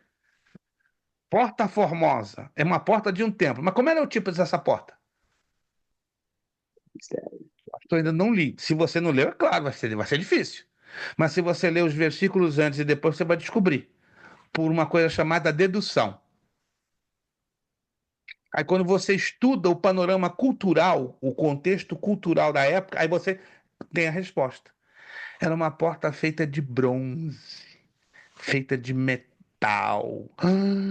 Almeida usa a expressão formosa para dizer porta de metal ou porta feita de bronze. Se nunca você soube disso, anote aí. Porta de metal ou porta feita de bronze. Vamos fechar? 1 de Coríntios 16:9 e Eclesiastes 12:4. Uma porta grande e eficaz se me abriu. O que Paulo aqui está nos ensinando? Mambete, perfeito. Fica à vontade, Mambete. Mambete está lá no Brasil, está longe, né? Está lá, pouco tarde para ela. Já estamos em 10:02. Já vamos terminar em 3 minutos. Só 3 minutos para terminar. Uma porta grande e eficaz se me abriu. O que o texto aqui está nos ensinando? O que nós interpretamos desse texto? Gente, eu acho que o cansaço está pegando vocês um pouquinho de jeito. Uma porta grande foi aberta para o irmão Wilson. O que eu estou querendo dizer com isso? Oportunidade. Isso! Ô, irmão Marcos! Só por causa disso, né, no gongo, eu vou lhe dar quarentão. Quarentão, irmão Marcos. Puxa vida! Oh, glória a Deus! O homem tomou Red Bull, né, hoje. Red Bull do céu. Oportunidade. Que coisa tremenda. Para fechar, Eclesiastes 12:4. As portas da rua. Rapaz, se você acertar essa, eu dou 75. O aluno que me disser, pastor, isso é o que significa portas da rua, dou 75. Pronto. Você vai dormir feliz da vida. Falando da minha idade, da minha perca de capacidade, que já vai se ocorrendo. Não, aqui não se aplica. Não. Mais à frente, sim, mas aqui não se aplica. Vamos lá, o aluno que me dá o significado de portas da rua. Irmão Wilson tanteou bem, né? Foi lá, mas está uns 2 versículos à frente. Não está nesse aí. Então não se trata da velhice aqui. Está 2 versículos à frente, não é esse. Que pena. Ninguém imagina? Vai lá no Salmo 141, versículo 3. Para fechar. Salmo 141, verso 3. Quem pode ler? A resposta está lá. O que significa as 2 portas da rua? Arrebatamento não, né? Tem nada a ver, né? Não tem nada a ver. Cuidado, irmão Ciro, cuidado, vai devagar. Salmo 141, verso 3. Tem a resposta. Os lábios. Tá aí. Os lábios. Vou perguntar de novo. É fácil interpretar até textos pequenininhos, textos Claro curtos, que sim não. ou não? Não. Claro que não. Só para você ficar feliz, vou te dar um trabalhinho de casa fácil. Anote aí. Ixi. Primeira de Crônicas, capítulo 16, versículo 30. O primeiro livro das Crônicas, capítulo 16, versículo 30. Evangelho de João, capítulo 3, verso 16. João, o quê? Evangelho de João 3, 16. Conhecidíssimo no planeta. Ok, pastor, ok. E primeira carta de João, capítulo 2, versículos 15 e também capítulo 5 da mesma primeira carta de João, versículo 4. Vou explicar rapidamente para a gente fechar a aula. Só pode repetir, pastor, as últimas? Primeira de Crônicas 16, 30. Primeiro texto. Evangelho de João 3, 16. Primeira carta de João, capítulo 2, verso 15 e capítulo 5, verso 4. Então são 4 textos. Nesses 4 textos tem uma mesma palavra comum. Você tem que ler. Se você não ler, você não vai descobrir. Aí eu quero saber qual é o significado separado dessas palavras, para você interpretar corretamente o texto. Vou repetir para terminar. Primeiro livro das Crônicas, 16:30. João, Evangelho, 3:16. Primeira carta de João, capítulo 2, verso 15 e capítulo 5, versículo 4. Próxima aula, o aluno que me responder direitinho, dou 75. Então você tem que pesquisar. Ler texto e contexto. O texto é esse aí. E o contexto? 3 versículos antes, 3 versículos depois. Você tá. Bem-vindos ao curso médio em teologia. Não é arroz com feijão, mas é feijão tropeiro, pimenta malagueta, jalapeño e polenta. Bate no liquidificador e vai sair uma comida forte e consistente. Deus nos chamou, irmãos, para estudarmos e interpretarmos corretamente a Bíblia. E não, irmãos, ficarmos dando ouvido às asneiras e heresias que estamos aí ouvindo aí por fora. Temos que ser como os bereanos, né? Qual é a diferença entre a igreja em Tessalônica e a igreja em Bereia? Para terminar, qual era a diferença? Havia uma briga. Examinavam as escrituras. Aí tá. E hoje nós temos mais tessalonicenses do que bereanos. Hoje o povo ouve qualquer coisa, aleluia, glória a Deus, fala Deus, não fala nada. É heresia pura, porque o povo não está tendo filtro. E por que o povo não tem filtro? Porque o povo não é ensinado. Não havendo profecia, o povo se corrompe. Provérbios 29:18. Repito. Não havendo ensino sistemático, profundo. O povo foi acostumado a ficar na papinha, no leitinho, na superfície da Bíblia. O povo não foi ensinado, lamentavelmente, a entrar na profundidade desse livro. Ô, pastor, mas parece que nos últimos 2 anos para cá tá pior, né? Muito pior. Irmã, Hoje Jesus vai voltar no ano que vem. Anota essa data de hoje, 31 de março. Em 31 de março de 2026, eu vou voltar a falar com a senhora. Eu vou dizer, irmã Enig, melhorou? Você vai dizer, pastor, piorou 10 vezes. Não, eu estou assombrada. Hoje eu escutei um pastor assim tão conceituado, ele falar que podia dar a ceia do Senhor para a pessoa que está desviada, que vai para o carnaval. Eu entendi o conceito dele, o que ele quis dizer, mas assim, foi muito chocante a forma que ele falou. Primeiro, a ceia do Senhor está bem claro, lá, primeira carta aos Coríntios, capítulo 11. Ela é santa, ela é separada. Ela é para os salvos, redimidos, transformados, convertidos. Não é para qualquer um. É um privilégio, não é um direito. Anote isso. A ceia do Senhor, ela é separada. Não existe o termo santa ceia. Mas quando você aprende a entender o teor, a essência, ela por si só, não é necessário usar o termo santa. Não é errado dizer, mas não é bíblico. Mas o teor em si já é de separação, de exclusividade. É só para os salvos, remidos, transformados pelo poder da água e do Espírito. Aleluia! Calma, gente. É só a terceira aula, tem mais 4 para esquentar nossa cabeça e deixar você desesperado e fazer chegar à seguinte conclusão. Eu pensava que eu conhecia um pouquinho da Bíblia. Eu também, irmãos. Eu pensava. São 50 anos, mais de 50 anos que eu estou lendo a Bíblia. E eu estou feliz que pelo menos 4% estou conseguindo entendê-la. Preciso batalhar ainda mais 50 anos para entender o restante 96. Mas o que me conforta é que Jesus vem antes.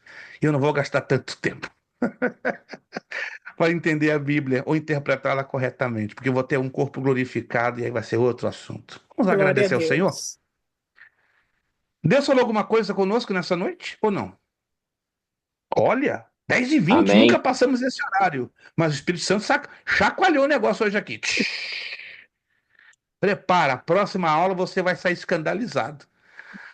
Aí você vai cair lá em João 6,66, né? Os discípulos se escandalizaram num certo momento que Jesus fez um discurso. Aí Jesus, e vocês não vão embora, não? Para onde nós iremos? Para onde nós iremos? Pois tu tens as palavras de vida. Anota isso aí, irmão. Só tu tens. Número 4. Só tu tens a palavra de vida eterna. Palavra de vida eterna. A próxima aula número 4, vocês vão cair em João 6,66. Muita gente aqui vai se escandalizar.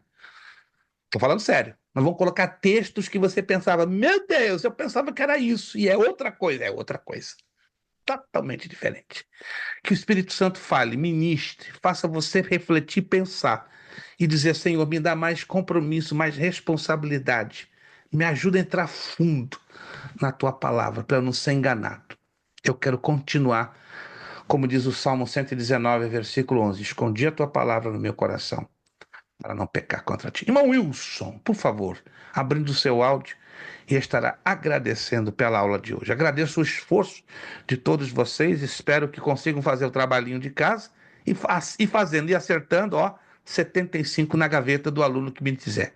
Irmão Wilson, orando e agradecendo ao Senhor. Obrigado pela paciência de vocês. Passamos um pouco do horário, mas eu penso que valeu a pena, para a glorificação do nosso Deus. Irmão Wilson, orando e agradecendo. Amém. Pai amado, em nome de Jesus, eu quero te agradecer, Senhor, por essa noite, pela tua palavra que foi explanada, que foi explicada a nós, Senhor. Te peço a tua misericórdia para conosco, Senhor, para que possamos memorizar tudo aquilo que foi dito nessa noite, Senhor. Que possamos fazer bom aproveito e boa aplicação de tudo que foi ensinado, Senhor.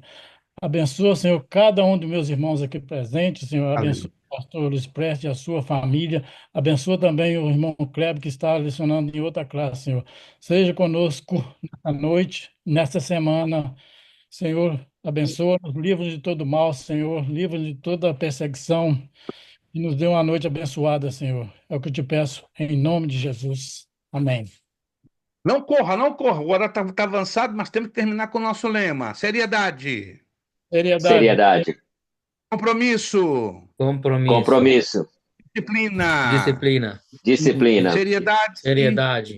seriedade, compromisso, compromisso, Disciplina. disciplina, seriedade, seriedade, compromisso compromisso, e disciplina. É disciplina. necessário que Ele ele cresça É necessário que ele cresça e que eu É diminua. necessário que ele cresça É necessário que ele cresça É e que eu necessário diminua. que ele É cresça necessário que ele e eu cresça e diminua. que eu E a diminua. Deus damos o quê? A honra, a A glória honra, a e glória poder. Muito e o obrigado a louvor. vocês que já fizeram o pagamento do mês de março.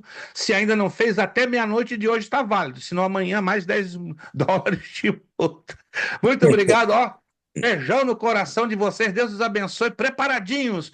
Próxima Trabalha segunda vai hoje também, né, pastor? tremer essa classe. Como é que é? O trabalho se encerra hoje, né? O prazo mínimo do Não, trabalho. o prazo não. O prazo é dia 7. Tá certo, mais uma semana. Dia 7. Tem mais uma semana. Para quem não entregou o trabalho de bibliologia, dia 7. Até o dia 7, meia-noite. Passou de meia-noite, já era. Você já perdeu ponto. Muito obrigado. Deus os abençoe. Vejo vocês na próxima semana, dia 7, na nossa aula. Muito obrigado. A paz do Senhor a todos. Paz do Senhor para todos.